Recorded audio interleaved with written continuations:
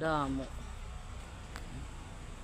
Damo ini mga Bisaya siguro ito. Native papaya la ini.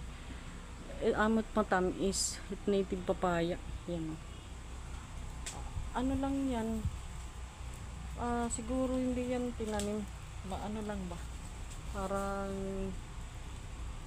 ano lang ng mga bird. Or tinapon lang na buto yan.